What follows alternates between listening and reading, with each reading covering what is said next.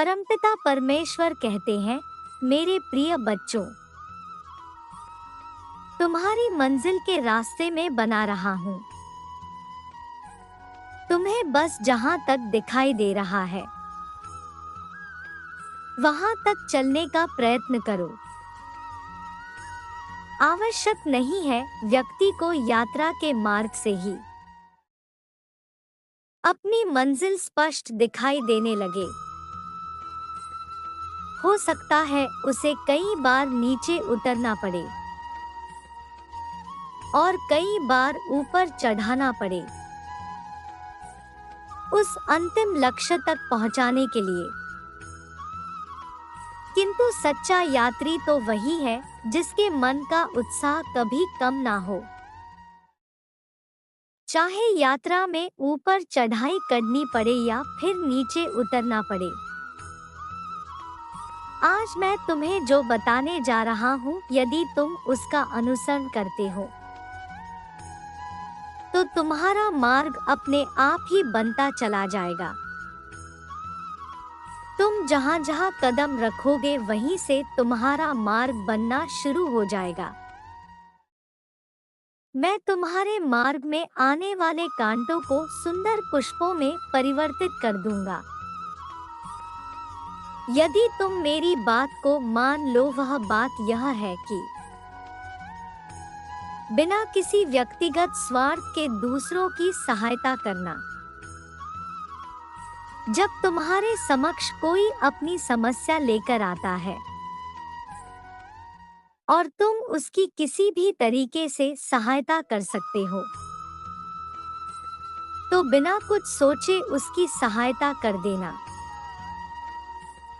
हो सकता है तुम्हारे दो प्रेम भरे शब्द ही किसी को जीवन दान प्रदान कर दें। सहायता केवल धन से ही नहीं होती। किसी को अपना थोड़ा सा समय देकर या किसी को दो प्रेम भरे शब्द बोलकर,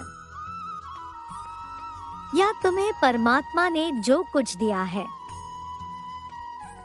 उसमें से एक रोटी दूसरे को देकर तुम उसकी बहुत बड़ी सहायता कर सकते हो। जब स्वाभाविक रूप से दूसरों की सहायता करना तुम्हारा व्यवहार और व्यक्तित्व बन जाए तो समझ लेना, ईश्वर ने तुम्हारे अनाहत चक्र के द्वार खोल दिए हैं। और जब किसी का अनाहत चक्र ऊर्जा से भरने लगता है तो उसका हृदय द्रवित होकर प्रेम भावना में डूबने लगता है। उसे ईश्वर मिलन की चाह लग जाती है। वह किसी भी व्यक्ति को देखकर जान जाता है यह भूख या प्यास से व्याकुल है। उसे सभी की पीड़ा दिखाई देती है, चाहे वह वृक्ष हो या कोई पशु। मेरे प्रिय बच्चे, सभी आध्यात्मिक जीव एक ही मार्ग पर चल रहे हैं। कोई थोड़ा आगे है तो कोई थोड़ा पीछे। इसमें कोई किसी से कम या ज्यादा नहीं है, क्योंकि सब परस्पर एक दूसरे से जुड़े हुए परमात्मा के ही अंश है। इसलिए आज तुम जहां भी रह रहे हो या तुम्हारी जो भी परिस्थिति है, बस आज से निस्वार्थ भाव से दूसरों की सेवा करना शुरू कर दो। इस सेवा से तुम अपने जीवन में बहुत बड़ा नाम कमाओगे और सबके दुखों का निवारण भी करोगे। तुम अपने जीवन काल में बहुत से लोगों को प्रेरित भी करोगे। तुम इतने महान और विख्यात हस्ती बनोगे कि तुम्हारे पास जो भी आएगा वह तुमसे कुछ पाकर ही जाएगा। तुम किसी की भी झोली खाली नहीं रखोगे। तुम सबकी इच्छा को पूरा करोगे और अपने कर्तव्य का पालन सही से करोगे। मैं तुम्हें वचन देता हूँ, तुम्हारे मार्ग में स्वयं बनाऊंगा। तुम्हें क्या चाहिए और कब चाहिए, यह मुख से कहने की आवश्यकता ही नहीं पड़ेगी। मेरे बच्चे लोग पूरा जीवन व्यतीत कर देते हैं योग क्रिया से अनाहत चक्र को ऊर्जावान करने की, फिर भी वह उसे द्रवित नहीं कर पाते। पर जब कोई जीव बिना किसी स्वार्थ के दूसरों की मदद करना प्रारंभ कर देता है, तो धीरे धीरे अपने आप ही उसका अनाहत चक्र, मणिपुर चक्र और आज्ञा चक्र जागृत होना प्रारंभ हो जाता है और ब्रह्मांड की दिव्य शक्तियां स्वयं उसकी रक्षा करती है, क्योंकि हर एक जीव में परमात्मा का वास है। इसलिए जब कोई व्यक्ति सभी जीवों को परमात्मा का अंश समझकर उसकी सहायता करता है,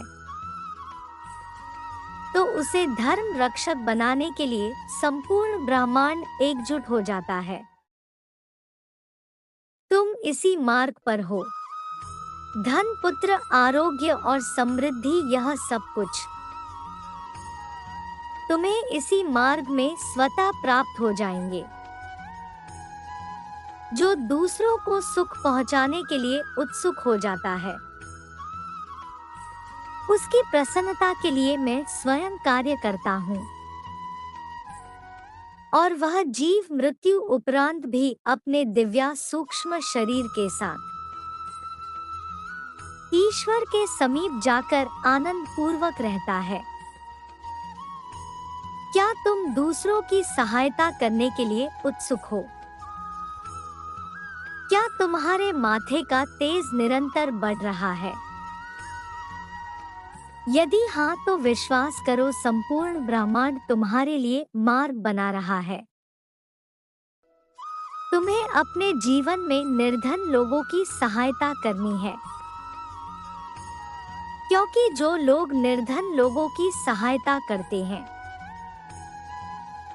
ऐसे व्यक्तियों की सहायता करते हैं जिनको सहायता की आवश्यकता है। मैं उनसे बहुत प्रसन्न रहता हूँ और यदि तुम मुझे प्रसन्न कर दोगे, तो मैं तुम्हें वह सब कुछ दे दूंगा जिसके लिए तुम दिन रात मुझसे प्रार्थना करते रहते हो। मैं जानता हूँ कि तुम कभी भी किसी के साथ छल कपट नहीं करते और ना ही तुम दूसरों के साथ कुछ बुरा करते हो।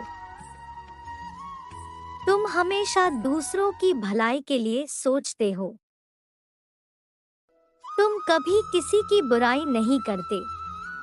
तुम्हारे अंदर जो भी गुण विद्यमान है, वह तुम्हारी अच्छाई के प्रमाण है, इसलिए मैं तुमसे सदैव प्रसन्न रहता हूँ। मेरा आशीर्वाद तुम्हारे साथ सदैव रहेगा। तुम्हारा कल्याण हो। खुश रहो मेरे बच्चे।